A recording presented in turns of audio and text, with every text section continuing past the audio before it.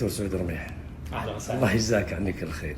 حياك الله. انا بصراحه ما ادري كيف اشكرك والله العظيم. اول شيء انا يا جماعه ترى الدكتور هذا ما سوى لي عمليه بلاش، يعني هذه عمليه بفلوس. اللي يتوقع اني اسوي له دعايه مجانا عشان يسوي لي عمليه، لا والله تعامل معي كاي مريض، لكن بالامانه انه انا حصلت شيء جميل منه، فجزاك الله عني كل خير. انا ما سويت الواجب والله العظيم ما سويت الواجب. وانا اقول لكل من يعاني من عدم التنفس او من الشخير يجي للدكتور، ما شاء الله تبارك الله. حبيبي. وترى في مستشفى الحبيب في العليا، ايه. واليوم جيت سوى تنظيف كامل للخشم. توقعت اني انا قال لي تجي وانا تارك الموضوع، بس اليوم تفاجات انه نظف الخشم والحمد لله كل شيء تمام. للتواصل معه في تويتر بنحط الحساب حقه في تويتر، وهنا في مستشفى الحبيب الدور السادس على الدكتور سعود رميح. الله يحييكم جميعا كلكم. دكتور في ناس كثير يعانون من الشخير، انا كنت اقول للناس اللي يعاني منه الحمد لله راح من عندي الان.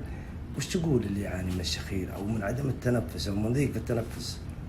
بالنسبه لي هذه موضوعين، الموضوع الاول من ناحيه الناحيه الاجتماعيه، هو متضايق، اللي حوله كثير متضايقين، ويعتمد على السبب. في كثير من الناس محلوله نقدر نحلها وتنحل مشكلتهم، هذا جزء من الصوره، سواء من الانف سواء من الفم، لكن الغالب بالذات اللي من الانف اللي يستخدم الانف ينبسطون لما نضبط لهم الانف.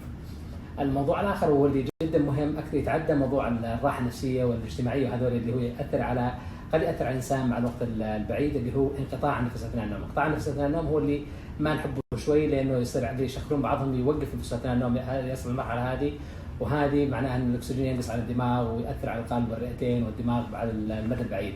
فهذول هم اللي دائما يقولون لا لازم تنتبه، هذول اللي يحتاجون تقييم من زملائنا بالعياده امراض النوم، سووا لهم تخطيط وتخطيط قلب، تخطيط للدماغ، يسوون لهم تخطيط للدماغ، تخطيط للقلب، العلامات التحليليه كلها، نسبه الاكسجين، في فحوصات شامله تسوى اثناء النوم عند زملائنا بالصدريه وعياده امراض النوم. هذه جدا مهمه، اللي ينقطع عنده النفس اثناء النوم عشان يتاكد هل هو عنده نقص الاكسجين وكم نسبته وحاجه مدى حاجته للكمامه. هذه جدا مهمه للمرضى، بالاضافه الى موضوع الشخير.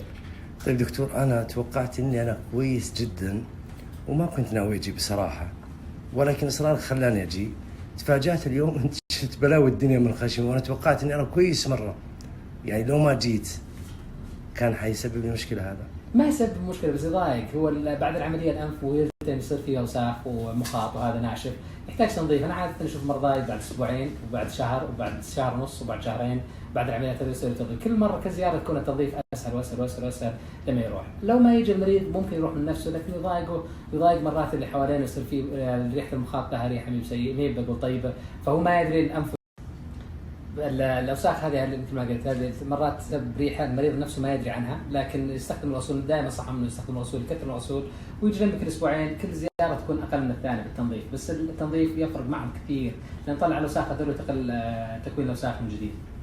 شكرا لك يا دكتور. أيوة. والله يجزاك عني كل خير، وهنيك على خلقك وعلى ادبك. رحم الله من رباك، حي وميت. الله يرحم والديك ويحييك الوقت اللي تحب. تسلم لي وانت والمتابعين. تسلم لي يا دكتور.